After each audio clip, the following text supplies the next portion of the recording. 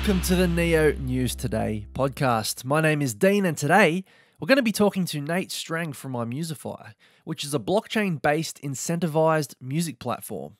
And imusify really aims to bring value back to artists who are increasingly receiving smaller slices of the royalty pie, and also foster more direct synergies between artists and their fans. imusify won second place in the first City of Zion DAP Comp, and Nate is going to tell us all about what they've been up to since. Don't forget to subscribe to us wherever you're listening to this, be it YouTube, iTunes, or Google Play, so you never miss an episode. Before we get to the interview, here are some upcoming dates that you should be aware of. On March 16th, Neo will be completing the Australian leg of their APAC tour with the Sydney meetup, which sold out in less than 48 hours. It will feature presentations from Neo, City of Zion, Moonlight, Neon Exchange, Ontology, Q-Link, Matchup Box, and more, and will also be live streamed on the Neo News Today YouTube and Twitter. On the same day, Neo will round off the APAC tour with a meetup and developer workshop in Seoul. Alchemint, Trinity, Zero Chain, Red Pulse, Zpin, GameFund, Q-Link, and Dahong Fei will all be presenting, and Andre from O3 Labs will be hosting the development workshop. And finally, on March 24th, there will be a meetup in Guangdong, Shenzhen in China, with presentations from Neo, Zpin, Trinity, NKN, and New Econolab. All right, let's get on to the interview.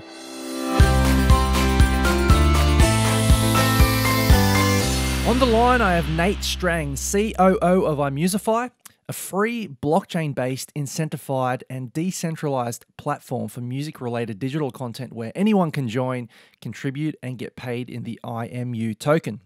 They won second place in the first City of Zion DAP competition and have continued to work hard on building their product ever since. Nate, it's a pleasure to have you on the podcast today. How are you? I'm great, Dean. Thank you so much for having me. Yeah, not a problem, mate. So do you want to start by telling our listeners a little bit about yourself and how you came to be involved in imusify? Absolutely, I would love to. So I myself am a musician and an entrepreneur, and I got into blockchain about a year and a half ago through the traditional channels, crypto trading and all that good stuff. And about 10 months ago, I began to really get interested in music's or blockchain's implications in the music industry and the greater media industry, actually. And I began to research certain projects that were going on and try and see where I could get into the space. And about 4 months ago, I came across imusify. And I was just immediately intrigued and inspired, and I reached out to the founder, David, and it was kind of a really synchronous experience. It was a right place, right time, where David had just participated in the Neo competition, and he was building his initial team and really starting to push the development further. So I got linked up with David at the perfect time and started to work with him on certain business development things. And ever since then, we've begun to build our team further from developers to marketers to our legal team, and we've really started to pick up speed and pick up momentum. And as of right now, we're still moving forward quickly. We're participating in the Neo Microsoft competition in early March with a kind of a new and improved minimum viable product that we submitted to the initial Neo competition. And following that, we're gonna push the MVP into our beta, and we'll also be looking we'll also be pushing or working towards our crowd sale in May. So that's kind of a little bit about myself and how I got involved in the project. And yeah. Sweet. So we'll come back to a couple of those points a little bit later regarding the competition and the token sale. But music is something that's also very close to my heart. So I played in a band for 10 years. I have friends who own record labels. I've tour managed for international artists, ran a radio show for homegrown music. So I'm very familiar with the struggle of trying to make a living from music. And I have friends in bands that would be considered quote-unquote successful. Some of them with thousands of fans, they tour the world, yet they get home from tour and they still need a part-time job to survive. And I think Absolutely. that the people that aren't in music, they don't necessarily realize this is the case, right? Yeah, but it seems to be something that imusify is acutely aware of. So naturally, my interest was piqued when I started learning about what you guys were doing. So before we talk about what imusify does, I think it would help our listeners if you tell us first a little bit about the problems that you're looking to solve. Absolutely. Just going back to the first thing that you said, it's really been quite astounding. Through my work with imusify, it's been amazing. Through every event and conversation I have, how many entrepreneurs and how many kind of creators in the blockchain space. It's amazing to see how many of them actually have a musical background. Hmm. And it's been so cool to see, almost every person that comes to our Discord channel is like, I was a musician 5 years ago, and I'm totally with what you guys are doing, and I believe in it so much. It's so powerful. But going off of that, we are all artists, and so some of the challenges that we're looking to address, most of them arise. Kind of from the rapid evolution that has come about in the industry that really began with digitalization. Kind of the first benchmark to that was with Napster. And following Napster, we've had various benchmarks, and now we're kind of in the streaming service era, I like to call it. Hmm. But some of the challenges that we're trying to address, the main one is the value gap. And what I mean by that is the convenience and the quality that is delivered to end users. Spotify subscribers, Apple Music subscribers. It is really not connected with the value that is returned to the artists who list their platform, who list their content on that platform. And it really creates a huge risk, especially for smaller and medium-sized artists when they put their music out on this platform that is the kind of preferred consumption method. They're really creating a huge risk for themselves because there's a huge inefficiency in this process where if an artist puts his music on a platform like Spotify or Apple Music, he really loses a lot of the control of the ownership of the rights of the content, and his rights to receive payment for that work. So what this has generated is a really inefficient system for artists getting paid and being able to track their content on these digital streaming platforms. And to further that point, the smaller and the medium-sized artists, they just don't have the resources to protect themselves legally and as a business, especially if they're not a part of any label. The larger artists who are a part of these huge labels, they kind of have this supporting organization that ensures that they're going to get paid according to a contract. Hmm. And what this has done is it's created a huge imbalance in the distribution where the top 1% of artists earn over 70% of the total revenue from digital music. Hmm. And that is just a huge imbalance that just makes it extremely unfair for creators in that smaller and medium-sized bracket to get paid for their work. And it's really quite a deterrent. And it's really making people shy away from the process because they just don't have the hope to get paid for their work. And that's something that we really want to change because music is so important, and I think music is a way that we can all connect and relate. And we want to give anyone who wants to express their voice, we want to give them the power and a platform that they can do that on, and also to get rewarded for it. So that kind of value gap in that distribution of wealth is kind of the source of what we're trying to solve. And to go into a little bit more detail, there are kind of sub issues with that, like managing digital rights and things of that nature that we're tackling as well. But that value gap is the main source that we're trying to tackle with our platform and our network. Sure. I remember reading an article. I think it was Wes Borland, the guitarist from Limp Bizkit. His girlfriend was in a band, and she had music on her Spotify. And they got their royalty check in the mail one day, and she opened it up, and it was like 2 cents. And Yep. she was just so defeated. She was like, are they taking the piss? Are they doing this to upset me? Like, why even send me this check for 2 cents? What's the point? So, and that was really the first time. I mean, not the first time I realized that there was a problem, but that really hit that home for me. Like they're actually sending out checks for 2 cents to people. That was pretty crazy. So I think as listeners hearing this, they'll probably fit themselves into one of two categories. So the first would be artists, musicians, composers, DJs, music content creators in general. And the Yep. second would be content consumers, so people who just want to discover, listen to, and enjoy music.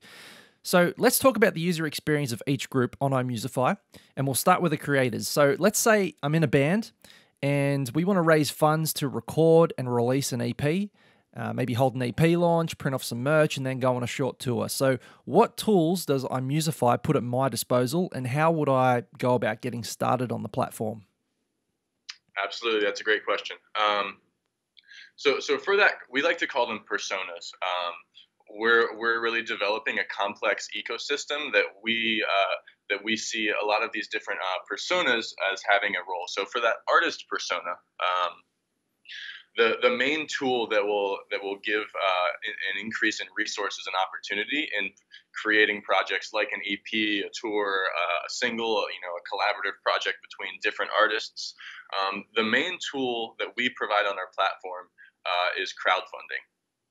And so with our crowdfunding mechanism, an artist can create a campaign, and they can say, I want to raise X amount of funds to produce this project. And with these funds, I will pay for recording time, instrumentalists, songwriting, etc. And what they can then do with that campaign is they can share it throughout their networks, whether it's through Instagram or their imusify network, or various other professional and creative networks that they may have. And they can attract support by offering various exclusive products and rewards to supporters, in the form of exclusive access to content, allowing these supporters to actually participate in the creative process by saying, artists have a various interest in allowing other people to participate in this way, but we've received a lot of interest in artists who really want to hear what their fans think of what they're doing. So with our crowdfunding feature, artists will allow an opportunity for their fans to say, "Ooh, I really like the lyrics of this song," or "Oh, I like this, but that verse could be a little bit better." So as a supporter of a crowdfunding campaign, you can actually more directly connect with the artist who you support. And I think that's a really cool opportunity, because with platforms like Spotify and Apple Music, there's a huge disconnect where you press play and the artist uploads it, and that's about it. Mhm. But that's something really cool that blockchain allows us to do, is it allows us to connect in new ways. So just going back to the crowdfunding thing, it'll allow artists and fans to connect in different ways after they support their artists. And they'll get access to, like I said, special products.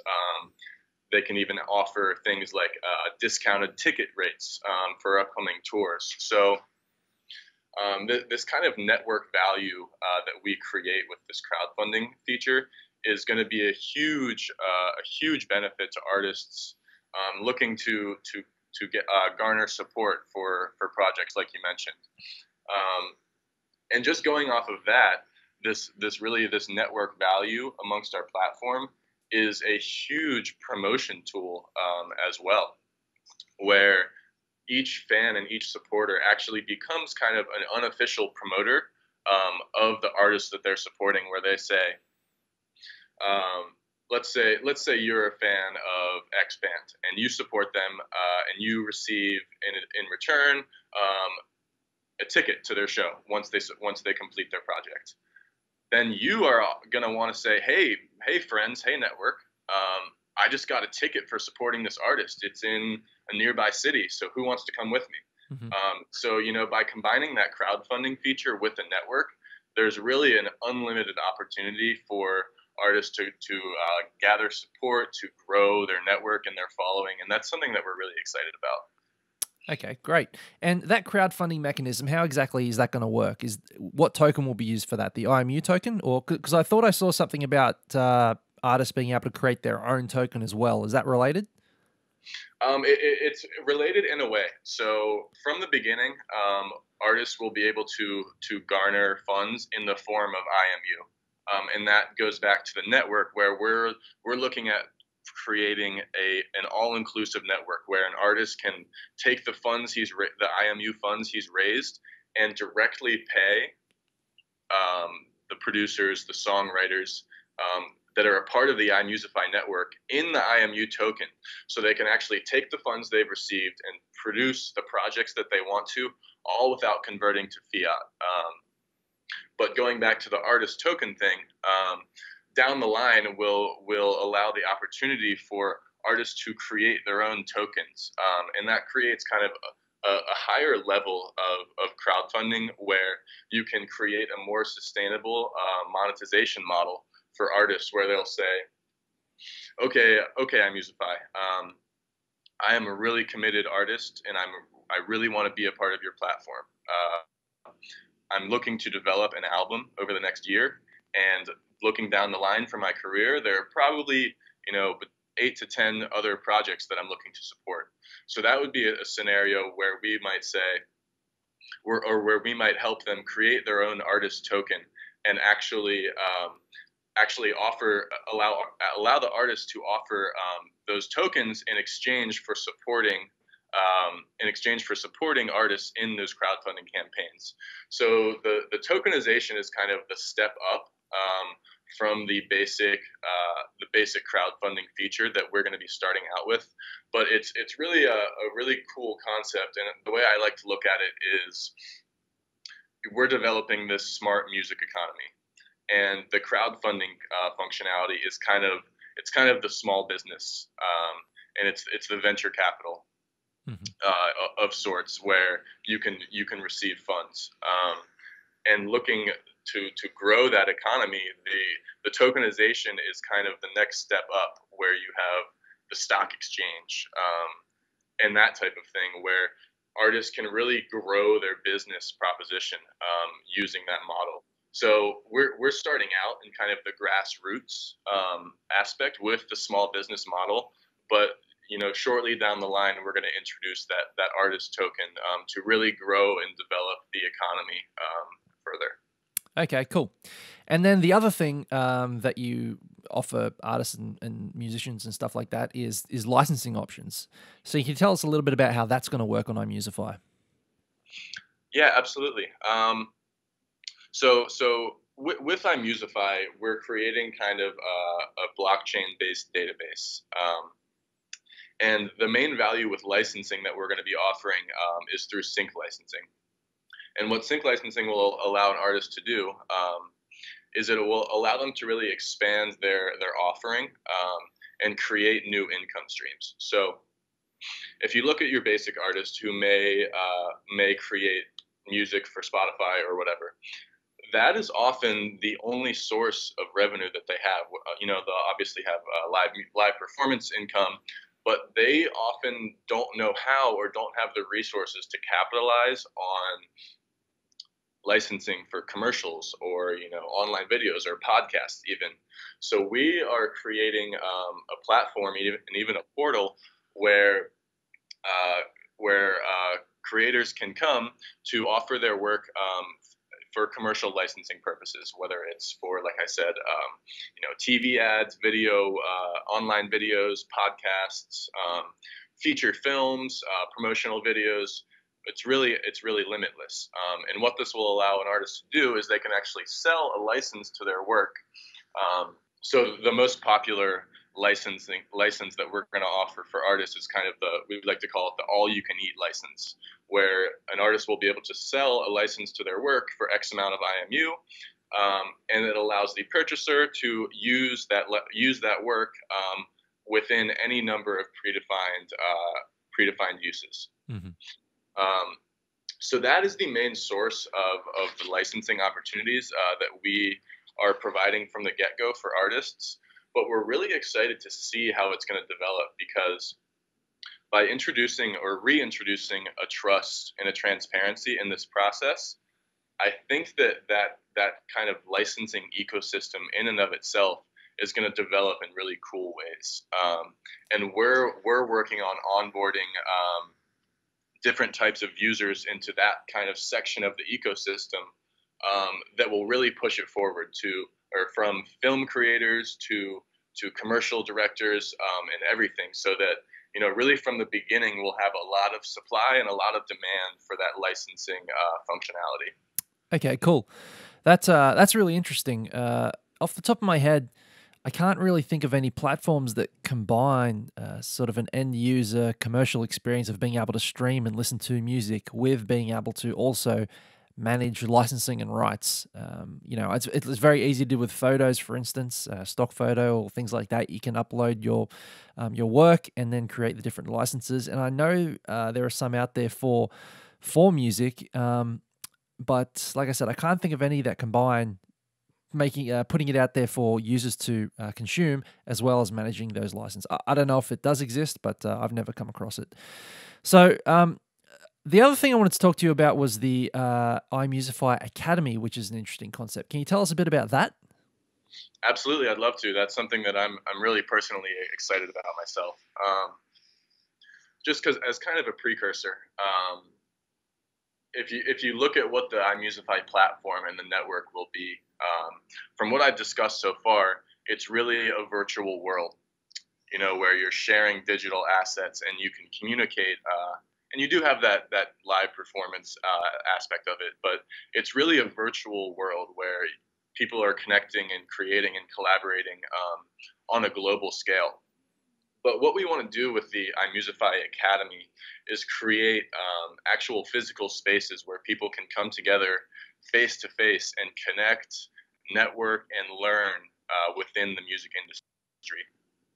So what that will look like in the future is we're going to begin with kind of a festival. And it's kind of funny. When I was speaking with Hong Fei at DevCon in San Francisco, he was so excited when we talked about this. He was like, "You guys got to come and perform.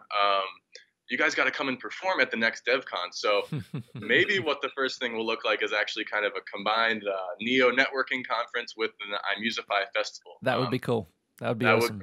would be quite cool.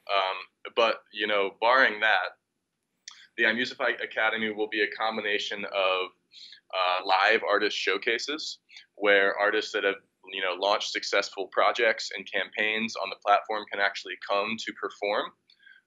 It will be an education space. One of the models we really like is the Red Bull Music Academy. And what the Red Bull Music Academy does is each year they take on a group of students, student creators and musicians, in a new city each year, and they allow them to connect and collaborate, and they bring in seasoned industry veterans and experienced producers and musicians, and allow them to learn and connect and create in a space. And that's something that we really like, and we're going to push to do in the near future with the Academy, is create these physical spaces where people can come together and get excited about what they're creating. So with the Academy, from the beginning, it's going to start out as the music festivals, in combination with opportunities to learn from people who want to present, share their ideas, and also serve as a place for new business development. Similar to what Neo does with their conferences, it'll be a place for people to present projects and new developments on the imusify platform, and get feedback and network, and really serve as a place where people can grow and garner support for their projects. So that's kind of the mission statement of the Academy. And while we are a little bit focused on the development of the platform, looking towards the early summer, we're really going to start to focus some of our efforts on the Academy itself. It's funny you mentioned that, you were talking about combining a Neo conference, with this music event. Because when I participated in the Ontology launch in New York City, like I said earlier, I used to play in a band. I used to do tour managing and stuff like that. I haven't Right. done that for a couple of years, and I've really missed that. And then I went and participated in this NYC event. And you rock up, like when you're in a band, you rock up to the venue a couple of hours early. They're setting up the PA, the stage, and all that kind of stuff. You're bringing in all your gear. There's usually 4 or 5 bands on the bill. They sort of get in their little groups. They sit around, they're talking. Then slowly they start, talking to each other. Then you go up and you can perform. And you come off stage, and the people in the crowd want to talk to you, want to know about your band. They want to say they enjoyed it. It was exactly the same experience at the NYC Ontology event. All the projects get there instead of bands. There's someone setting up the PA and the mic and the stage in front. All the little projects get together, they talk. Then they start talking to each other. Then you get up on stage and you perform, you do your thing. Then you come off and the crowd wants to talk to you. And it's networking-wise, it's exactly the same experience. And that just really brought back a lot of memories. And I was amazed at how similar those two experiences were. So I think there are some interesting ways to combine those two ideas. Like you said. So that's really cool. Absolutely. So let's move on to the music consumers. So there's going to be people out there who just want to discover music, listen to songs, maybe support artists like you said. But in general, they just want to use imusify to consume music. So what's the process for them as far as signing up on the platform, and what innovative features do you have available for them, and how will it look for that user?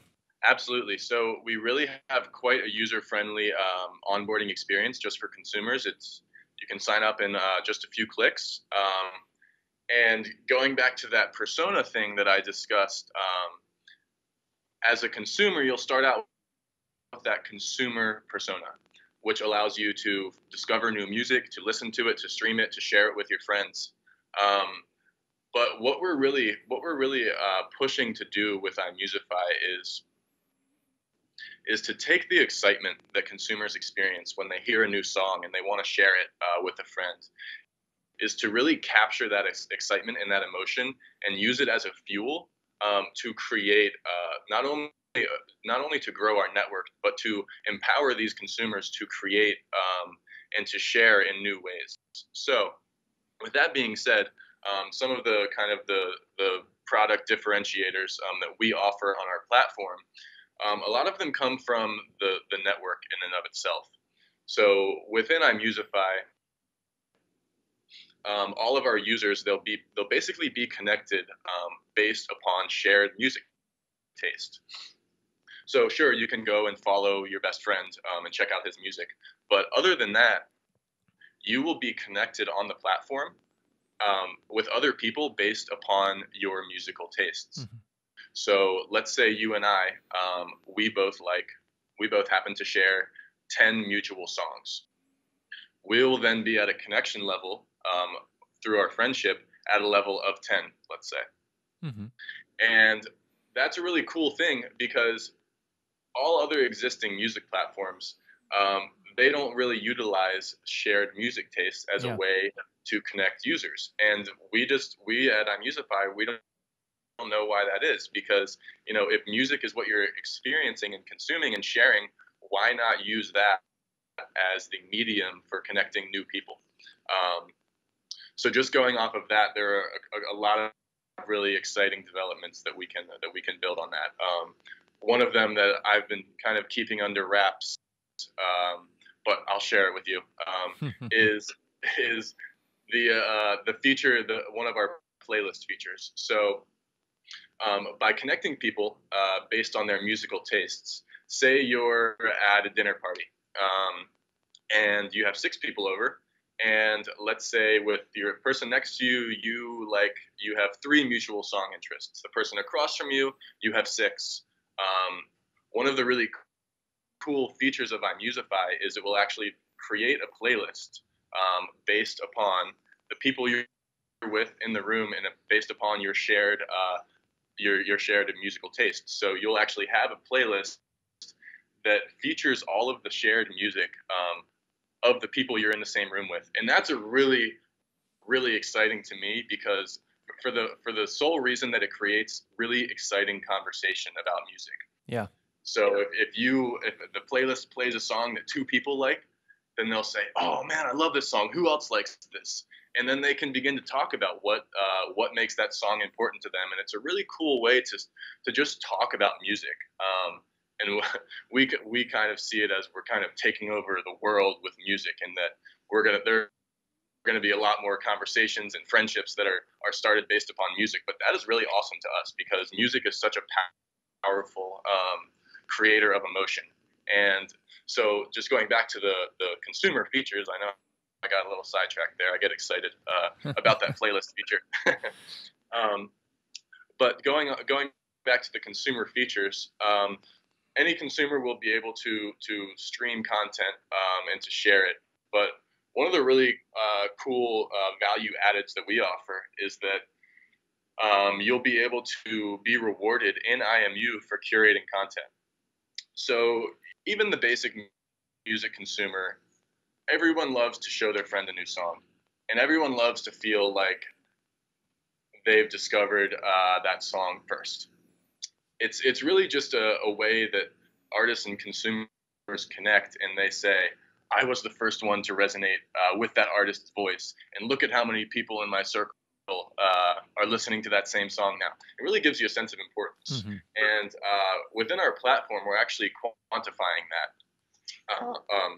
by saying, or by creating a functionality where, based upon the music you share, based upon its success, and based upon how early you discover it, you actually are given a kind of curator value, where you are valued and rewarded based upon the success of the music you curate within your network and also within the greater imusify network. Yep. And that's a really cool opportunity because, on Spotify, SoundCloud, etc., you can have followers. But that follower number doesn't really tell you that much about, the quality of what you're doing, and where you stand as a curator of music. And so that's a really cool feature that we're excited to do, is create that curator value, because we think it'll just, we're confident that it will incentivize new discovery. And, by creating a new or an increased demand by consumers, artists can then match that with increasing the supply of music. So by incentivizing discovery in this way by consumers, we can actually increase the demand for new music, and create a really great opportunity for those smaller and medium-sized artists to grow their networks through their fans. So this is a really cool balance that we're looking to create, where consumers, your everyday consumer, isn't just listening to music, but they're actually a valued piece of a network, and of a fan base. So, you can listen to music on imusify, sure, but you can do so much more just by clicking, and you can actually get rewarded in IMU for curating music. So that's basically kind of the consumer experience that we're looking to offer in our platform, and I hope that kind of answered your question. No, that's great, and I love that you've picked up on that, because that is something that I've thought about a lot in the past. That how do you capture that moment where someone finds a piece of music that they really love, and wants to share that with their friends. Like I've thought about that for a long time, and considered that there was something that could be done in that space to maximize the value that you get from that share, from that desire to share that piece of art. But I hadn't really seen anything that had really made something of it. And I think that curator process you described, where the earlier you get on board that, the more you're kind of rewarded. I think that's a really fantastic model, and I'm really interested to see how that pans out. So, what made imusify decide to go with Neo? You guys have been in development for a while now, and that really puts you amongst the first pioneers of this platform. And when imusify, started being developed, there wasn't as many resources available then as there are now. And we're very glad to have you here, but why Neo? That's a really great question, and it's one that I love to answer. The main reason that Neo was so attractive to us was they like to define it as the trustful blockchain. And what that means is that, or what that means for music is that as blockchain begins to become regulated, the trustless blockchains like Ethereum, they're really going to struggle, especially in the field of music, because there's a lot of trust that needs to occur. From verifying people's identities, to managing rights. There really will be created a lot of problems, without that kind of trust. And what Neo offers is their digital identity, where a user can have their identity verified, and they can operate within various platforms, even outside of imusify, with that secure identity, and they can work and develop, with that identity as their foundation. So that was the main thing, that brought us to imusify, was that trustful versus the trustless blockchain, and we've seen that value, attract a lot of popularity for Neo, especially recently. But that was the main reason we chose Neo, and we're really happy with our choice. So yeah. Awesome. And you obviously had to build an MVP for the City of Zion DAP Comp, which you guys came second in. And I understand that you, as you mentioned earlier, you're entering the Neo developer competition as well, which is co-hosted by Microsoft. And I love the fact that you guys are putting your product first and you're actually working hard to build something before going and asking the public for fundraising. So a two-part question here. Firstly, what improvements have you made to your MVP since the City of Zion competition for the Neo competition? And how much of the platform do you think is going to be complete by the time you guys get to your token sale phase? Yep, that's a great question. To answer the first part of that, so our MVP that we submitted to, the first, Neo DApp competition, was the we like to call it the incentivized smart contract. And what that did was it, rewarded users for curating content, in a very simple way, that we've begun to kind of advance, forward a little bit. But what that's evolved into, for the Microsoft competition is we have integrated, the crowdfunding functionality, and that is kind of the focus of the MVP, that we're submitting to the Microsoft competition. So it has those two aspects. It has the incentivized, user, curation, and it has the crowdfunding functionality. So the product we're working with now is kind of twofold, in that sense, and that's really a great foundation to start from, we believe, because it provides immediate value to consumers, and it provides an immediate value to artists. And we think that that's going to be a great place to grow, the platform, by getting immediate feedback and being able to learn from the early adopters of our platform. And just going back to one of the things you mentioned with putting our product first, the main reason that we're doing that is because we see Neo and blockchain in and of itself is such a new phenomenon. And there aren't really any people that we can kind of look to, who have come before that we can follow. So we're really pioneering. We're really pioneering in this space, and the reason that we're so focused on these competitions and putting the product first is to get feedback from the community, to hear what they like, what works, and what people are excited about. So just going off of that, that's kind of, the rationale behind us participating in these competitions. And to move to answer the second part of your question, the functionality that we're looking to have, for our token sale, will obviously be the basic crowdfunding, functionality for artists, as well as the incentivized content curation for users.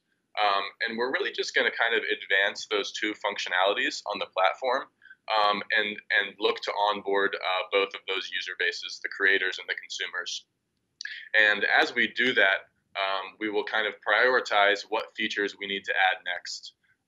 So the things that I mentioned, the playlist functionalities and the things like that, those are not going to be available, to use once the crowd sale launches. But shortly down the line, that's one of the things that we're really excited to receive this funding for, so that we can develop these super awesome features and increase the value for consumers. So just to kind of shortly answer your question, what we'll have available for the crowd sale is those two products, the incentivized curation and the crowdfunding opportunities. And we're also going to have a pretty respectable user base and kind of growing network of artists and consumers that are interacting with our platform. So we kind of like to follow the incremental development process. So we other than that, we don't know what else is going to be a part of the platform. But as we begin to work with our early adopters, we're going to, like I said, prioritize what else will be included. So we'll have that basic functionality, and anything else on top of that is something that we're going to learn about and that we're going to discover as we work with our users over the next few months. Okay, great. And obviously, artists will be able to upload their music on this MVP. That is correct. Yep. Cool. Sweet. So, have you secured any seed funding for this project? And what can you tell us about your token sale, like as in when that might happen, or any additional information you might have on hand? Absolutely. That's another great question. So we've received some seed funding. And so actually our team all came together. We're kind of the open source philosophy of Neo. We're following theirs. So we actually all were able to come together to meet in Berlin last 2 weekends ago for the first time. And what we realized is that we need a little bit more funding to get to the crowd sale than we had initially thought. And the main reason for that being is that we really want to, from the beginning, we really want to create a strong brand for ourselves that shows people the value that our platform is going to bring, 6 months down the road. And while we may not have the funding from the crowd sale now, we want to push the content, whether it's collaborations between artists or video content. We want to generate some funds so that we can provide that content to our users and our interested investors, so that we can really show them what we're going to be. So with that being said, we're looking for a little bit more seed funding. We've had a lot of interest, and that's been kind of my focus as of recent is managing a lot of those relationships, which I've learned a great deal from. So looking forward, following our successful seed raise, our crowd sale will begin on May 1st with our pre-sale. And that's going to go throughout the month of May if we need it to. We're going to offer 50 million tokens in that first crowd sale phase. And then our public main sale will begin June 1st, and we will offer 250 million tokens for a total hard cap of $50 million. And I just want to take some time to mention that, with all of the blockchain projects and all of the kind of questionable coins and projects that have been out there, we've received a little bit of concern about our hard cap. But I just want to take a second to emphasize the rationale behind that number, and that is really that we are creating a combined platform and network, and in doing that, we have a lot of capital requirements for bringing on users and incentivizing them from the beginning. So that's kind of the reason behind our hard cap, and it's gonna get us towards profitability and towards a sustainable business model. So I just kind of wanted to reassure any of the listeners out there that the reason for that cap is to ensure that we can develop a quality product and to ensure that we will survive with that same level of quality through our break-even point and to become profitable and sustainable. So going back to your question, our pre-sale is May 1st. Our crowd sale will begin on June 1st. And we're pushing really fast to get our landing page up. It's not quite live yet. But in the next week, our landing page will be up, and people will be eligible to join our whitelist and then join our community further from there. Awesome.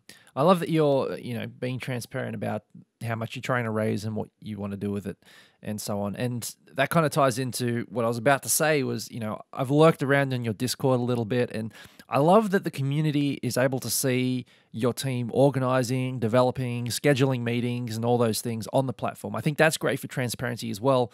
And I think that's another thing that will inspire confidence in your team and what it is you're looking to build. So, for anyone who wants to get involved, Discord is obviously a great place for them to start. But where else can they go to join your community or perhaps even contribute to the project? Are you looking for additional contributors? Yeah, that's a great question. We are always looking for additional contributors. Basically, the impact of what we can produce is directly related to how many people we have contributing. Um, and it's been really cool to see, how our early contributors have begun to take more of a leadership role in bringing on new contributors. But what that means is that as we grow and develop, is that we need more and more people to actually produce and create and develop the content in the platform. So we are always looking for new contributors. We have a lot of posts up on Angel lists for positions we're looking for. And other than that, my recommendation for interested people out there is to go ahead and join our Discord channel. And you can either DM me, Nate Strang, or any of our other people on there. Or just go into our general channel and introduce yourself. Tell us a little bit about your passions, your experiences, and how you might like to contribute. And that's been a really successful way of onboarding new contributors so far. Okay, great. So anyone who's listening to this, whether you're on YouTube or iTunes or Google Play, we will have a link to imusify's Discord in the description, so take a look there. And Nate, as far as other social channels, are you on Twitter, Telegram, Medium? Where else can they get you? Yep, absolutely. We're active on all of those channels. Like I said, Discord's a great place for contributors.